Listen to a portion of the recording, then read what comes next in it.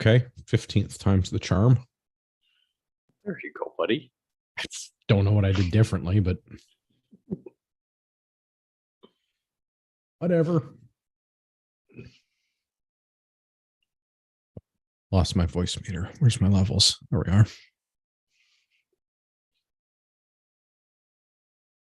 Hello to all you patriots out there in podcast land, and welcome to episode 384 of Canadian Patriot Podcast, the #1 live podcast in Canada. We're recording on February 13th, 2023. We need your help to support the Canadian Patriot Podcast. Visit patreon.com/CPP and become a Patreon. You can get a better quality version of the show for just $1 per episode. Show you're not a communist. Buy a CPP t-shirt for just $24.99 plus shipping and theft. Visit CanadianPatriotPodcast.com homepage and follow the link on the right. This brings us to my favorite segment. It's called What Are We Drinking? As is tradition, we'll start with Pierre. Pierre, what is it you're drinking? I'm drinking whiskey and then more whiskey and a mixture of water whenever I'm sick of the whiskey. So there'll be no water. Well, I mean, probably just to moist the palate a little bit. Yeah, it's for the talking. Yeah. And yeah, Patriot Challenge stuff. Patriot Challenge stuff. That was my question. Yeah, so didn't do too much craziness on the Patriot Challenge. Got a bunch of stuff off our checkoff list, which have been on there for a little while. We got some stuff paid off for the wedding. Me and Mel got a day of hanging out and going out and getting some stuff. We got some stuff for the daughter because she had a little bit of a growth spurt where I'm like, her clothes don't fit anymore. So we had to do a whole wardrobe and then reorganize half the house and all that stuff. So just had a lot of stuff to do around the house, but makes everything go a little bit smoother around the house. So hopefully get some more stuff done. I know got I also did the course for the gun club because I finally got in somewhere. How'd that go? Yeah. It was very boring. So it was just the online, like, similar safety, like click these questions, watch a 5-minute video and click 5 questions, and then, make sure you're not completely incompetent, I guess. Only thing I have a problem with is I apparently got one of the questions wrong, but it didn't tell me which one. And I was like, I have an issue with that. Like, which one is it? So this Saturday, I got to go to the club and do a live fire practical. So I guess they're going to put us on the pistol range. Oh, okay. So the safety thing was like just at home, like an online course. You didn't have to. Yeah. Okay. Yeah. Yeah. It was just, you got an email. Here's your link. Click on it. Enter this password. And then if you didn't pass, they'd refund you your money minus $10. I guess it's like an admin fee. Okay. Which I was like, it's not bad, but I was like, I'm pretty sure I'll be good. Better than a lot of clubs that I've seen around, like, so in Southern Ontario where I am, which I know, I'm saying this for listener benefit, because any show could be somebody's first show and they're like, Canada is a big country. According to the arrogant worms, it's really big. So where I am, most clubs in Southern Ontario, the orientation is like you go and you sit in a classroom type environment and you orientate. Yeah. So being able to do that from the comfort of your own recording studio and your boxers, that sounds very appealing. Yeah, they say it takes about an hour. I think it was like 40. I think I did it in like 47 minutes, but like I went to a question and I was like, that sounds like a trick question. So I could go back to the video and make sure I clicked the right one. Yeah. So it was, like, I don't know, let's say 20, 30 questions or whatever. So I'm like, it wasn't too bad. I'm still curious what the other one is, but yeah. And then a live fire on Saturday apparently they're like, hey, everybody's going to shoot pistols, whether you've shot it before, we'll show you what to do, make sure you're fairly safe with it, keep the muzzle pointed in the right direction, whatever, and then it's good to go. So yeah, finally in somewhere. It's nice and refreshing to finally get in somewhere to not have to like work on private land and get all those permissions. Oh, you got to write me a letter because I have to have something, so it'll be nice. Looking forward to it. Haven't shot a pistol in a while.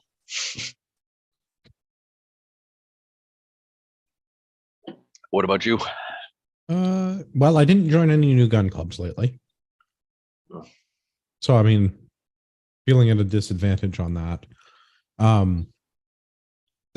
The normal go-to beverage is water, as it has been for 44 days, 43 days, 40, some number of 40 days. I don't know. That whole Noah guy had a lot going for him. Yeah, it's hard. How's it going though? It's been 44 days and I haven't had any alcohol. No, I don't mean that. I mean the whole 75 hard, right? Well, so that is, I mean, the Patriot Challenge does encompass a lot of items in 75 hard. So there is a good overlap of stuff that I was already trying to do to be a better person, to unshitty myself, as it were. Yeah. So I mean, like there's a pretty good overlap with that. I mean, I already do 45 minutes of exercise normally, which mostly is walking the dog. I try to get my 10,000 steps. That's my big exercise most days, is getting my 10,000 steps. And then if I do more on top of that, great. With 75 hard, I've been doing 2, and it's not bad. I'm not going super crazy because I'm still doing like walk the dog, usually twice a day. They're longer walks. He sleeps all day now. My office at home is very quiet because he's asleep. But yeah, that stuff's been going good. Diet's not really an issue. My diet was pretty dialed in before the new year anyway.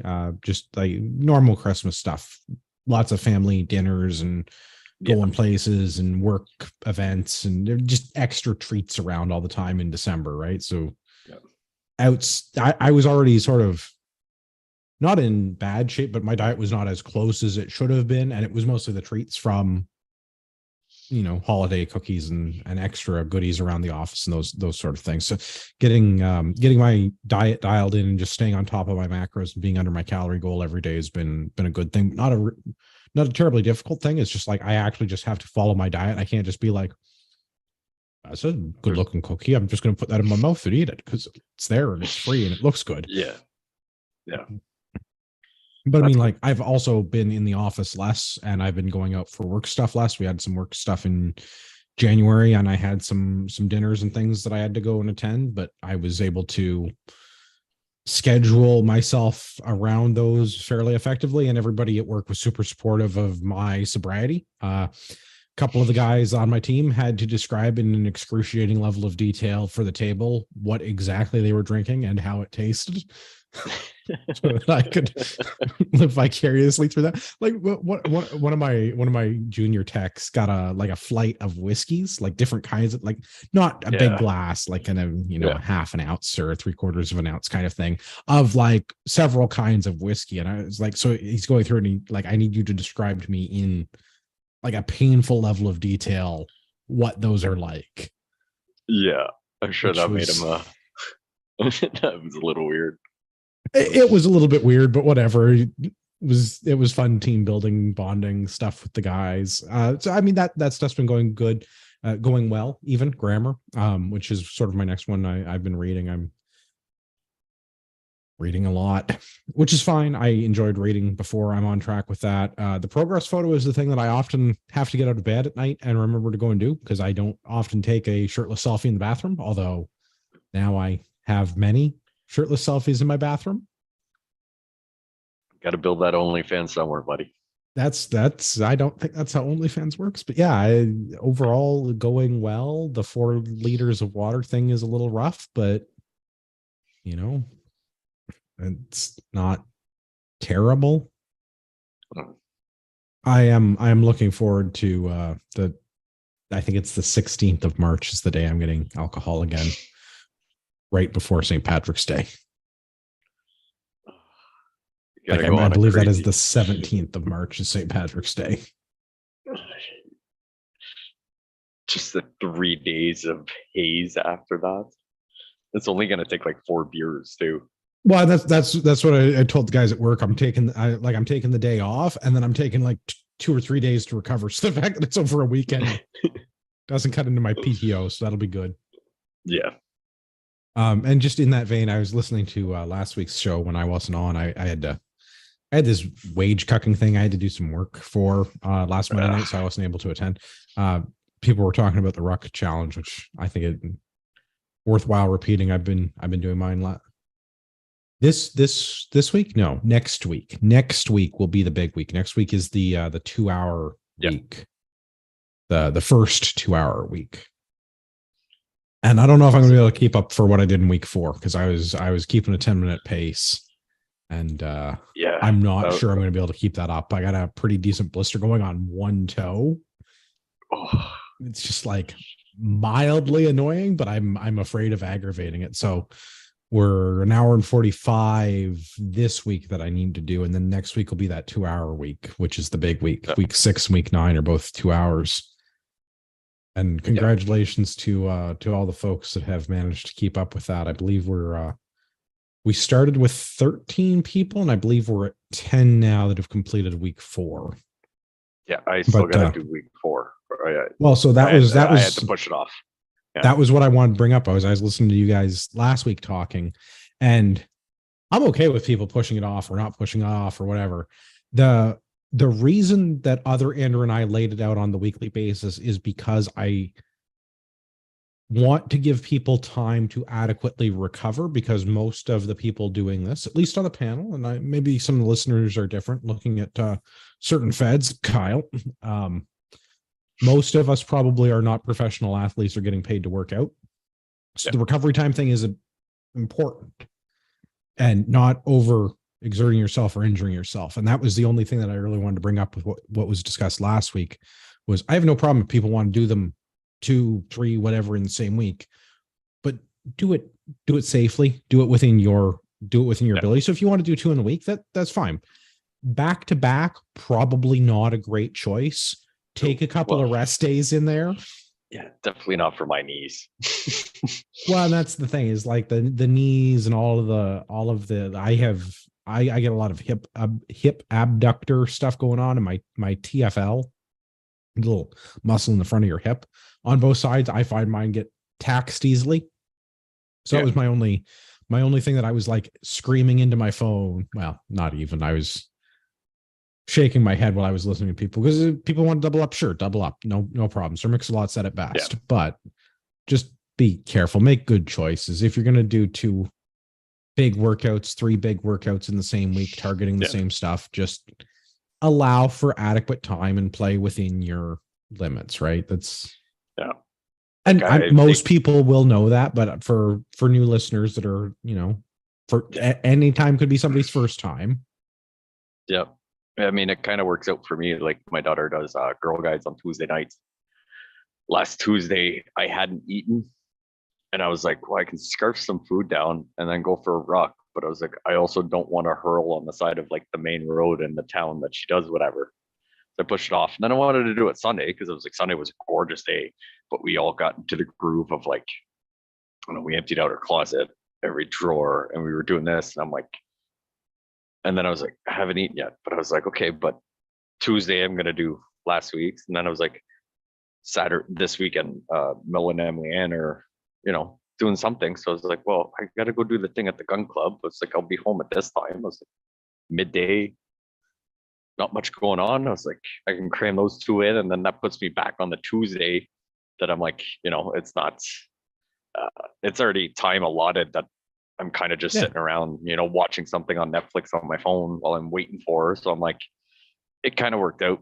So hopefully that's good.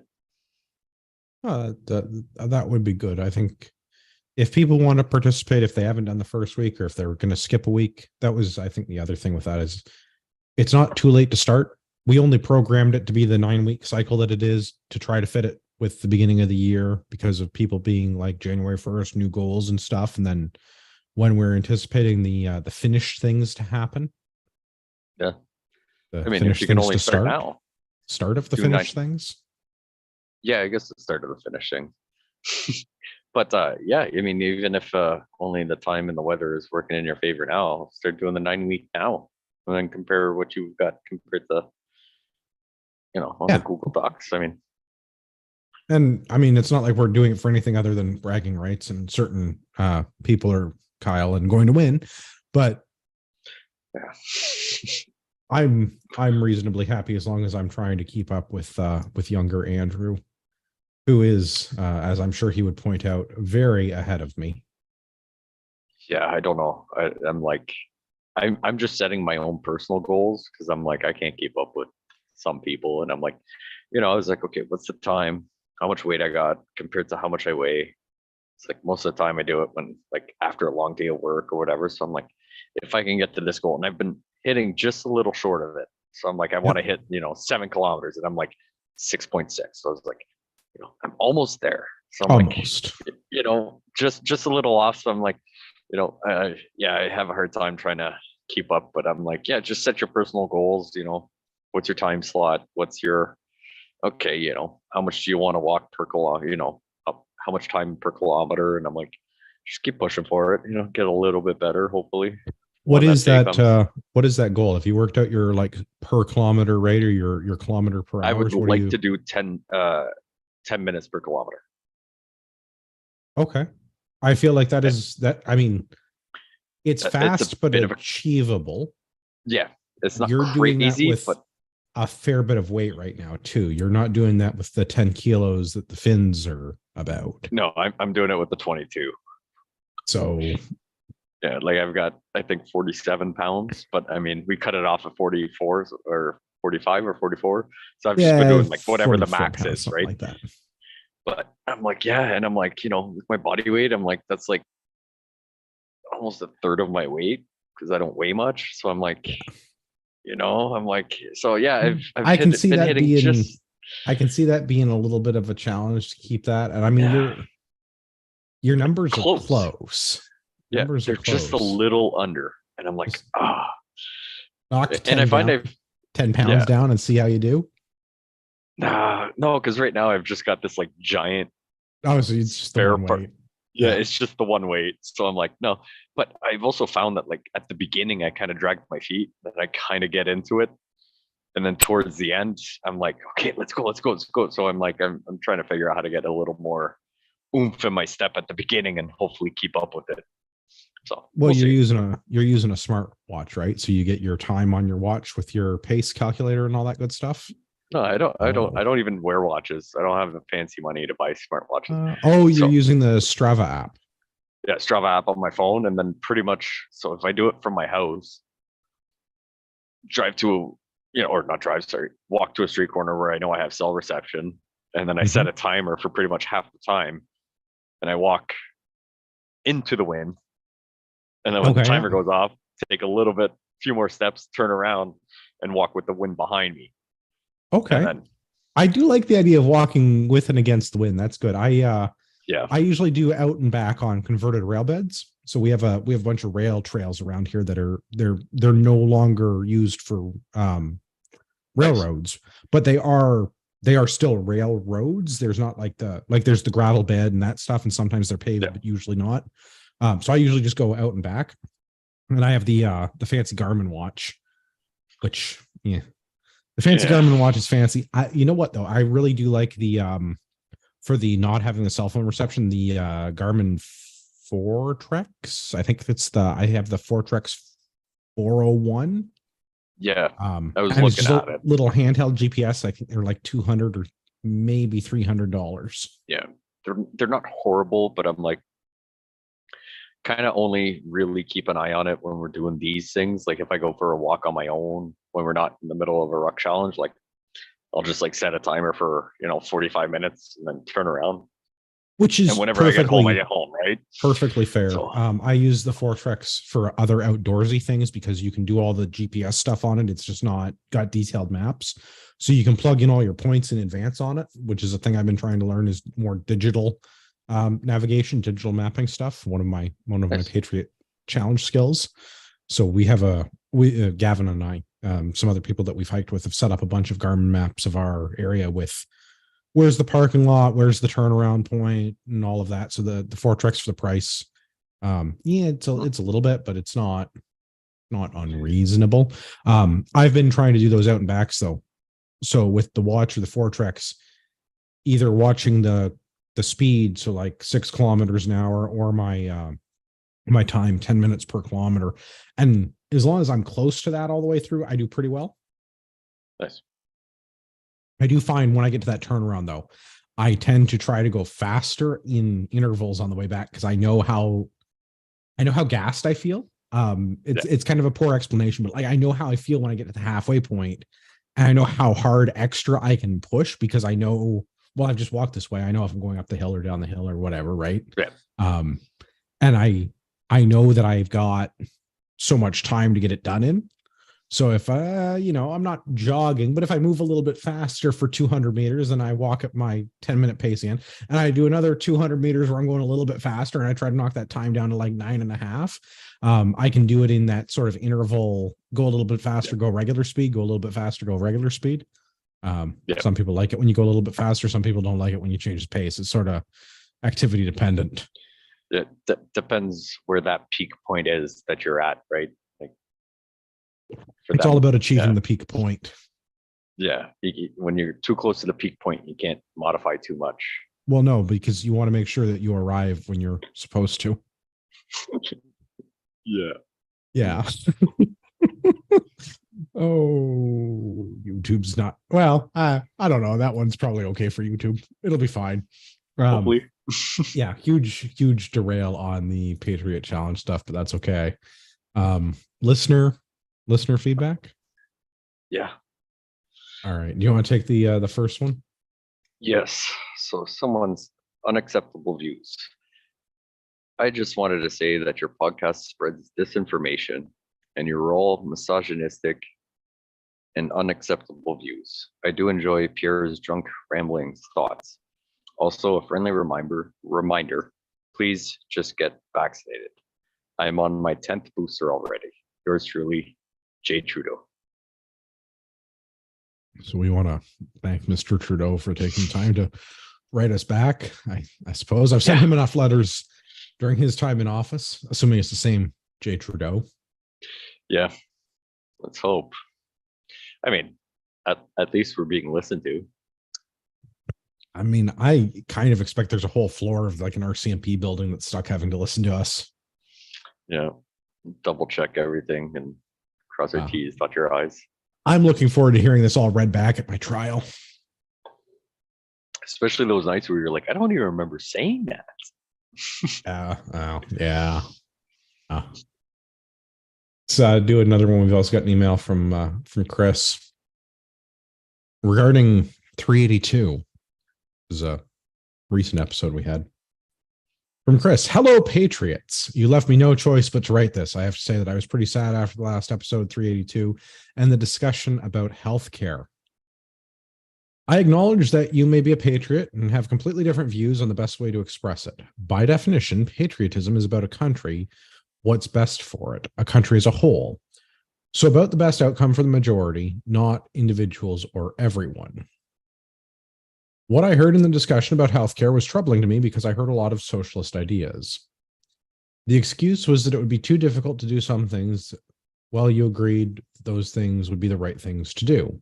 It is the role of the family to support directly those who need help. Government should offer bare minimum survival. Charity, diluting limited resources is not the best long-term interest for anyone. Indeed, sometimes doing the right thing is tough, and some people may suffer as a result. But if the outcome is the best option for the country, for the majority, making it stronger at the end and offering the best prospects to succeed and prosper long-term, that's the way to go. You start each show with "Don't be a communist." Communism or socialism proved one thing over the years: a race to the lowest common denominator. Majority is equally poor and treated badly, while a very small group has a great life. You may still love your country and be willing to die for it, even in communism, but I don't think it's the vision you have. Happy to be proven wrong and make a custom t-shirt as a penalty. Winky face, Chris. P.S. Get a proper talking stick for everyone. So if you want to send us some hate mail, you can do that by emailing feedback@canadianpatriotpodcast.com. I welcome your feedback. I shoot with Chris. Chris is a great guy. I agree with Chris's point in a roundabout kind of a way, and hear me out on this. Okay, because it's about the best outcome from Well, it's about the best outcome for the majority, which is the, Yeah. if you'll remember at the end of the healthcare show when we had Darren on the episode 382, I presented everyone with the trolley problem. We can fix this, but it'll kill a whole bunch of people in the process. Yeah, everybody And get the jab. Well, I think this is the majority thing, right? Is like the majority of people. Is it good for? I don't know that whether it's good or bad for the majority. I'm not sure that is the.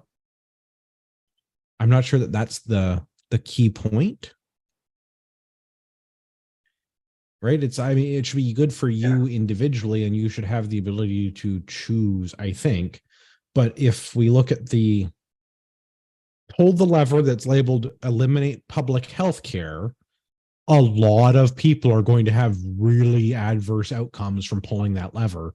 And I'm not prepared to do that because you're going to harm a whole lot of people in the short term. And in the long term, yeah, it probably results in better outcomes overall. But you're also talking about like societal collapse because you're going to hurt a whole lot of people. And that's not their fault. And that's not your fault necessarily for like, that's how you decide to solve the trolley problem. That's because everybody is so dependent on our current socialized healthcare system, which I think we can agree, at least Pierre and I, those of us on the show, I may be speaking for everybody that was on 382. Socialized medicine is not good. The way that we're doing socialized medicine is not good. I think there's the potential that if we had politicians and other bureaucrats in our country that put the interests and welfare of that majority ahead of other things, giving money to third world countries, importing infinity people from third world countries, giving out naloxone to addicts. I think there's a lot of stuff that if we wanted to like stop a lot of adverse outcomes, we could, but to just like pull the lever that says like no more socialized medicine, I think it would harm in the short term a lot more people than it would help. But in the short term, in the long term, I agree with Chris. Doing that would be better for the majority, but a whole bunch of people are going to get hurt in the process. Yeah, and I mean, like, I don't know if I would, if that lever was right in front of me, like, could I like slowly pull it and over the next few months, slowly take that transition, piece by piece, well, and I think start with this and start that was with what we were talking about with 382 with privatized services. If you want to pay for privatized services, like as a parallel system to a public service, I'm okay with that. Yeah, 100%. I know some people aren't, and I understand that, and I know that it's going to be a complicated, like, how do we solution the problem? Because doctors are doing this to make money. Doctors are not doing this because we're holding a gun to their head and making them be doctors, and doctors are not doing it because they're benevolent people. They're in it to make money, right? So, and I'm not going to knock them for that. I mean, what I do for a living, I do to make money. Pretty much everybody that works somewhere does it to make money. If you ended up being able to figure out how to make more money for the same amount of work by just switching, going from privatized compared to government funded for something, I mean, I wouldn't hold that against you. I mean, at the end of the day, the reason I get up out of bed and go to work or whatever is to provide for my family, not to do anything else. So if I decide that, I want to switch jobs to get a different job somewhere else because they're going to pay me an extra $30,000 a year, I'm looking out for my family at that point. And I don't knock on anybody for doing that, as long as, you're not throwing people under the bus and, slicing your way to the top, in an inappropriate douchebaggery way of being one of those people at work that, but I mean, if I can do it 100%, like I wouldn't even think twice. Like if I can call my doctor and be like, hey, look, I think this is the problem and this is the test I think would be good, as long as it's not going to harm me long term, right? Like, hey, I want you to draw blood and test me for this. That's a $600 test. Yeah, well, I've done a bunch of stuff and I've got the $600 in hand because of whatever I've looked up or whatever I've decided to think that this is what's going to do. Road yeah, I want to go down that road where here's my $600, check it. And if it's wrong, that's on me. He, the person did nothing wrong. I specifically asked for this. I said I'm willing to pay for it. But the worst part is we don't even have that option as we have a government funded healthcare. Right. If I go to my doctor and say, like, hey, can you test me for this? Oh, that's an expensive test. And you don't hit those 6 check marks. Can I pay out of pocket? That's not how this works. Like, why? Well, so I mean, we've had this argument, like a very relatable example. If I need to take my dog to get an MRI, I literally go to the vet and I pay $600 and my dog gets an MRI. If I need an MRI, I wait however many months it is, if the doctor agrees I need it. Yeah. Can I fit in the dog MRI? Because it's like $600. Yeah, I mean, what's the longest I've heard? What, within a day? Maybe 2 days for a dog, or the vet, whatever, to get an MRI, right? Normally same day. My veterinary clinic, like, they can do it same day. Yeah.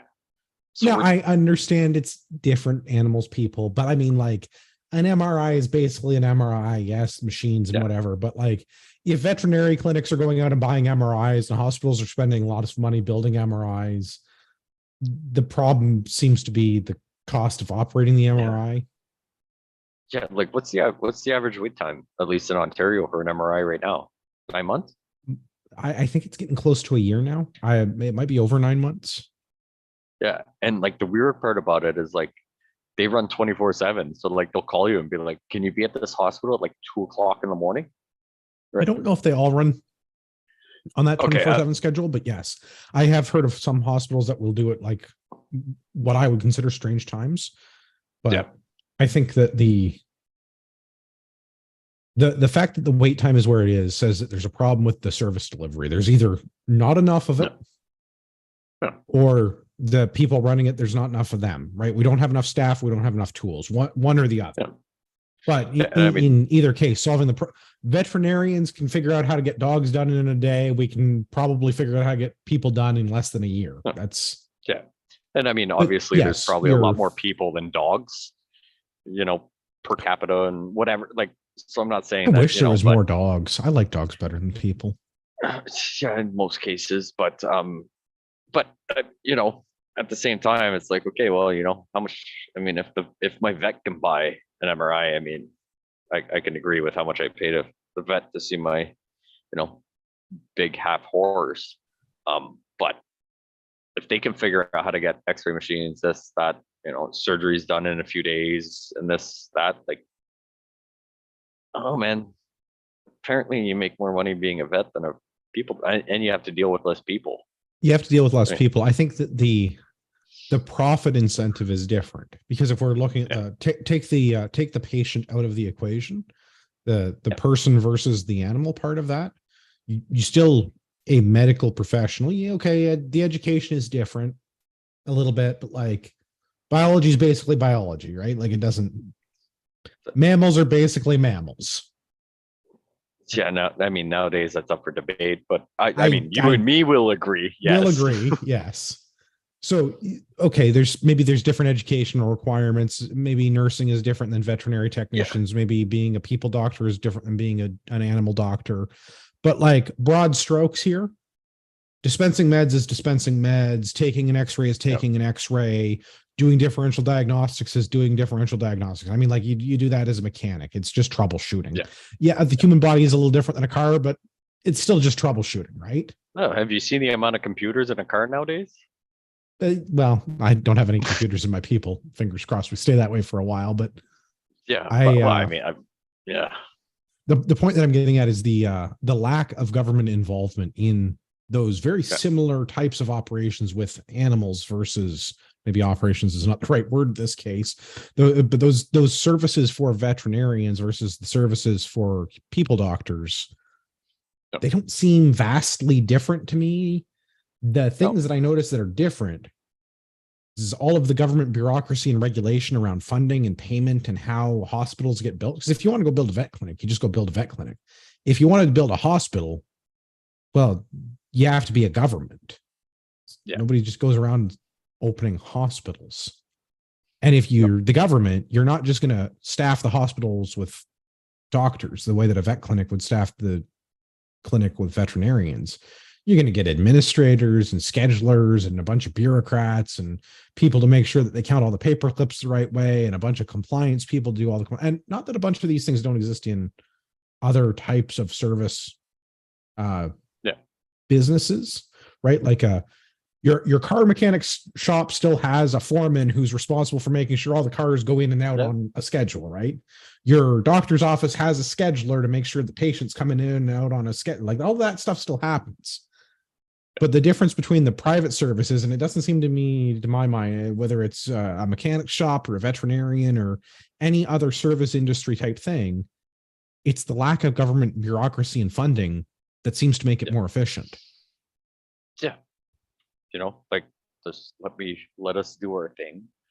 And, you know, I mean, talking about just, you know, mechanics, like, so if one person charges an obscene amount and does crappy work, they will get shut down by people just not going there. And unfortunately, that's not an option. If you don't like your doctor because for whatever reason, right? Like, I barely go see my family doctor. I had to get a medical to upgrade my driver's license. And like, I walked in, she was like, "Who are you?" I was like, "Yeah, like, last time I was in here, I was like, was my daughter before COVID." And I was like, before that, I was like, you had the like RN that was here like digging ticks out of my back. She was like, "Oh, I think I remember that," you know? So, but that's good. You have a memorable doctor story. Yeah, you know, like, I'm just like standing there. No, but it was just like, okay, but I'm here. And it was, you know, so I have to, so for example, the one I had to get a medical to upgrade my license, right? I wanted to get an A restricted.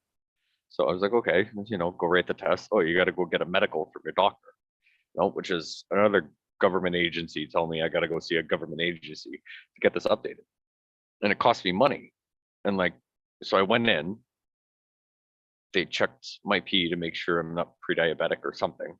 And then I sat there, I read the eye chart, and then I walked around the room, stood on one foot, did a squat, and they signed the paperwork. And then I had to pay like, what was it? It was like $140. I'm like, why? I'm like, it was like a 5-minute thing. And I had to pay the government because the government told me I had to go see a government agency to do something. And I'm like, I don't understand. So why is, if government requires me to get a piece of paper filled out by my doctor, why am I paying for it if we have government funded healthcare? Right? Because for some reason they deemed that one wasn't funded. I would be curious what the fee table is for, right? Because OHIP, you so in Ontario you bill OHIP if you're a doctor's office. So like a patient goes in and they get a funded service versus Pierre's example with you go in. I wonder what like an average visit is, because they have like a list of approved rates. Like a visit's supposed to take like 15 minutes and you bill for some figure or $100.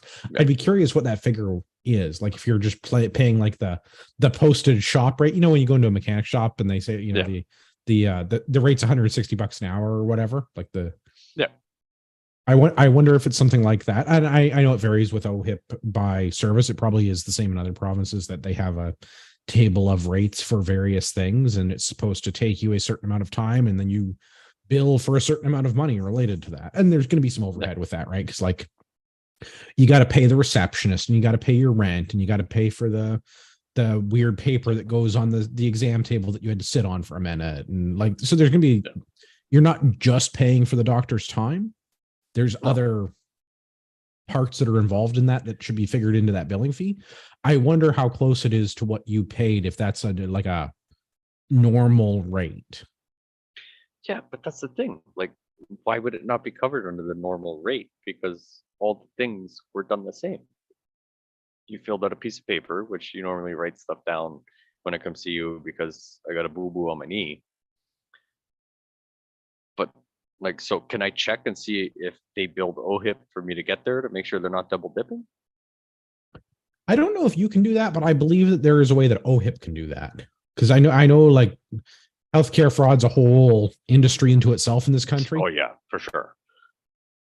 right? But like this, so that's the problem I have. So I'm like, if OHIP is already paying for me to come in and have, no more than 15 minutes with you, and then you sit there, and while I'm standing there, you check everything off, and I walk out with paperwork, and you didn't have to sit down and do, 4 hours of paperwork. I mean, I guess that's up for debate on if you should get paid more or not. But it was a thing where I'm like, yeah, you don't have early diabetes or whatever they checked for my pee, and they were like, yeah, we're not too worried about your eyes. You can see, doesn't look like you have anything wrong with your walking capabilities and this, that, and you can do a squat. So like you can get it. So I'm like, you sat there and went check, check, check, check as we were in there. So I'm like, did you bill OHIP for that? And then I also had to pay for that. I very much doubt it because it is a third party services thing, and I don't know what's on the list. I'm sure there's some way to figure out what is on the OHIP list. Like with your dentist, I know this is really easy because the dentists have like a industry rate table. Scaling is so many dollars, $126 a unit or whatever it is, and all the dentists are basically the same because that's what the insurance companies all pay. And OHIP is effectively an insurance company. I know it's a government monopoly. It's not exactly, but like, just go with it for a minute. Dentists do third-party insurance in Ontario. Dentists all work off of roughly the same rate because all the insurance companies will pay a customary amount for a service. Like scaling is a common service that all the dentists are all going to get paid the same to do. Well, the hygienist at the dentist office is going to get paid the same to do, right? Yeah. Whatever that is, $126 a unit or something. I'm sure Eric is madly texting his wife to tell me what the actual figure is, but I would imagine that doctors' offices work on the same thing. They're going to have a list of rates that they're going to bill OHIP at, and they're going to have a list of things that are not covered and what they're billed at, some sort of rate table. I'm being texted now. I'm being told that it's a third-party rate table, and the Ontario College of Physicians does have that. And also that OHIP does randomly spot check doctors' offices to make sure that they are not double billing because that is fraud. So thank you, comment section. Okay. So, well, that's good to know, but it was just like, it's weird. Like this isn't a random thing. Like I said, that I want this test, so I'm going to pay for it. No, like, but I mean, it's not a random thing that you want done, but it's a thing that another government agency says you need to have in order to like prove competency, right? You need to be able to. And so it's just weird. I get that it is weird, but it's the same thing. It's a service that you want that's not covered through OHIP. Doctors can do these things just like they can do services that are covered through OHIP. I think the problem that I have, the way that I could see this being abused, and it's the abuse thing, the same as anything else in these government funded services. What if everyone decided they wanted to get a physical to get their A restricted? But nobody actually goes and gets their A restricted. Like, we're wasting a lot of people's time checking those 5 boxes off. I know it's like 15 minutes, but like 15 minutes times however many million people live in Ontario this week. If all the adults in Ontario decided they could go to the doctor's office and do this thing and get not that it's likely to happen. I could see how it would end up being a big waste of time for like the healthcare industry in the province. Yeah. But I mean, you also wouldn't see, 100 people like, you call your doctor and say, when do you have an appointment? And I mean, most doctors often offices are, keep themselves, a few slots during the day for like emergency things, right? Like, hey, I got this, I can't breathe. I got to get this checked out, or, depending on your doctor, something's broken, or if you've got, whatever issues, like they do tend to keep a few windows a day open for those emergency things. So I mean, even if they fill up, like, I don't know, it's just well, I mean, healthcare in our country is broken. But I'm also not prepared to pull the lever that kills a lot of people because our healthcare is broken because our government is corrupt and incompetent. Yeah, it's a special way of anything.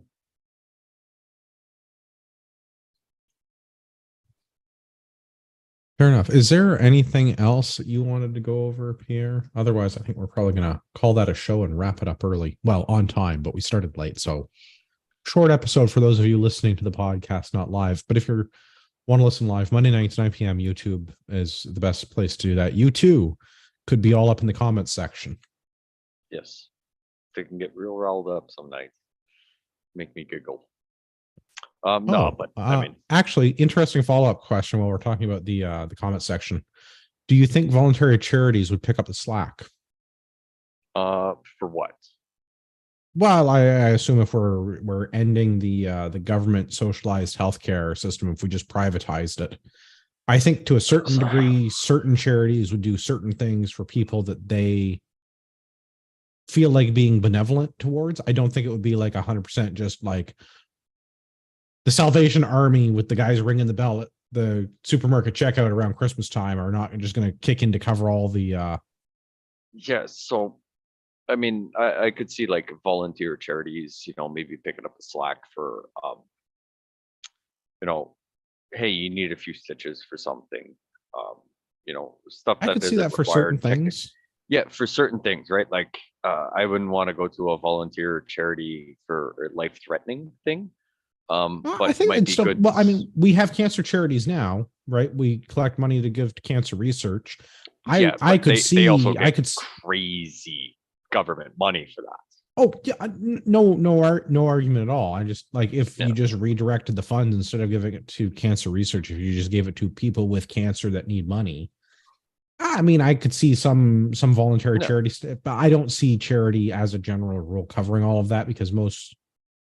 I don't think enough people are giving enough money to charities to cover that, and I don't think enough money that is given to charities actually gets given to charitable organizations because so much of the money going to charities is taken off is operating overhead for those charities. Yeah, like how right? If I donate $1, how much of my actual dollar makes it to the end result that I'm trying to support? In most cases, it's not as much as you would hopefully want to.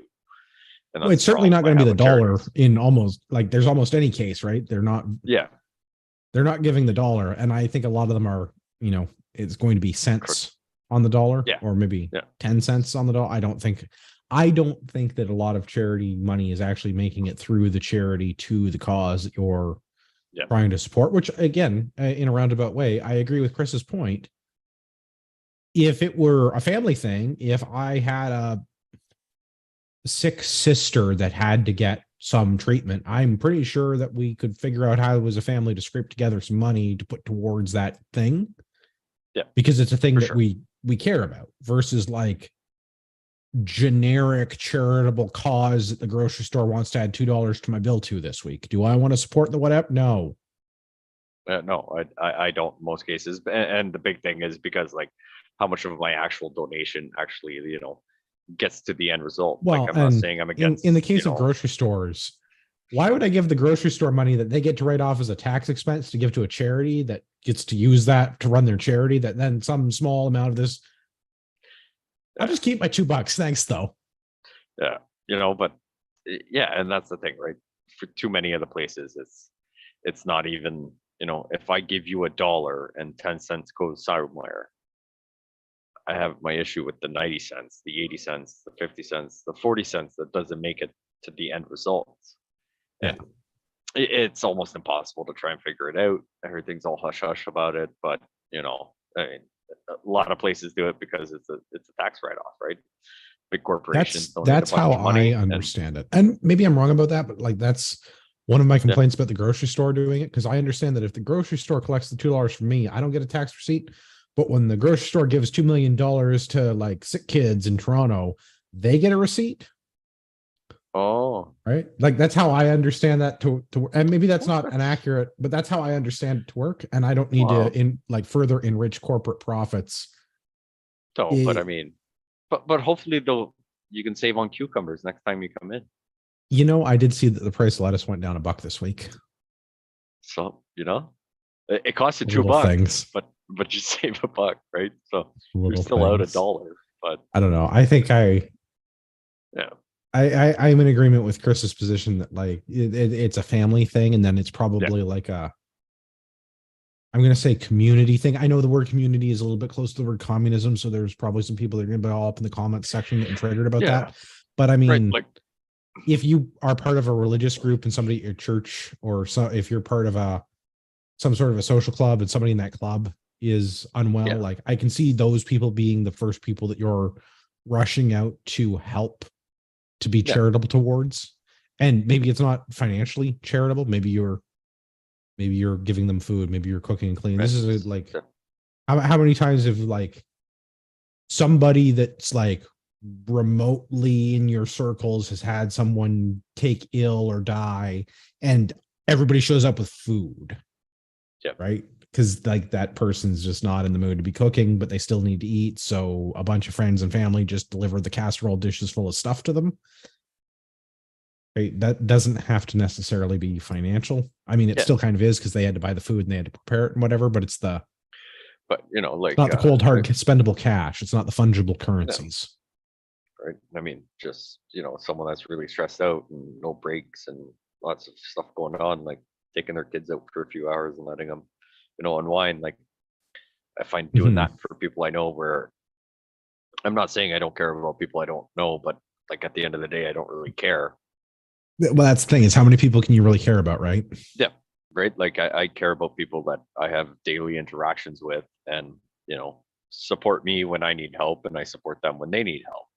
You know, whether, you know, family outings, suppers, this, that, you know, people that make us feel all good when we hang out, you know, as small as that circle is, it's nice. But I mean, you know, it's unfortunate that, you know, whatever they're collecting or whatever, you know, and I swear they do it on purpose, because it's like, do you want to help the sick kids? Because nobody likes hearing about sick kids. Like, man, you guys always fucking try and tug at those chains, bunch of fucking dickholes. I'm not saying the kids that are sick are dickholes. I'm saying the people that the chain tug on tuggers. those strings. Yeah, the chain tuggers, right? Because I mean, you kind of feel like an ass saying no, because I'm like, you know, I have a kid. I hope, you know, that never happens. But I'm like, when that's actually my argument why I don't feel bad. That's money I can put towards my own kid. Yeah. Right. Because I'm like, you nobody know what? else is putting money towards my kid. Nobody's giving me a check for $1 million to put him through school or make sure he's fed or any of that stuff. Although, thanks to our Amazon subscriber shopper people that have made sure to help me buy diapers and other things over the years. Yeah. If you want to send us feedback at CanadianPatriotPodcast.com, or get on the YouTube on the live chat. Pierre, when we're not podcasting, where can everyone find you? Probably nowhere. But we do Pierre, if somebody wants to buy a stylish t-shirt, where can they buy a stylish t-shirt? There we go. Yeah, I was getting to that. Off the wall customizing on a bunch of the socialist medias. I'm pretty sure we're on everything. Or off the wall customizing at Gmail. You can find me also on Sunday nights on the Copycat CPP, the Prepper podcast, on 9:00 on YouTubes, where we talk about being more prepped for when someone does pull that lever and you need to figure out how to be a doctor, a nurse, and a surgeon all at once. I'm just going to go over here and bleed. You just leave me alone and go out. I'll start drinking again. It'll be fine. You know what? I'll get the local place to start asking people to donate $1 for your funds so that you don't bleed out. I appreciate that. That would be, you know what, that would be a thing I'd be really willing to work towards. We need more Stop the Bleed kits out there in the community. Oh, buddy, I gotta get that. I gotta get my cert. Just start giving it away for free. If you've listened to the show, you deserve a discount code if you're shopping at ragnaroktactical.ca. Want Stop the Bleed supplies, for example, first aid kits. We have a bunch of stuff in stock. And if you use the discount code Patriot at checkout, you'll save yourself some money. I have to apologize to Rod. We couldn't get Rod on the show tonight. We were expecting a very full panel, and Rod wanted to have a one-on-one personal style interview. When we had scheduled 6 panelists, we didn't think that was going to work out. Now realizing that there was a scheduling conflict, today would have been an excellent day to have Rod on. So I apologize to Rod Giltaca. We will work on getting him on the show next week. And for all of our listeners out there in podcast land, I'd like to remind you that you are a small fringe minority with unacceptable views.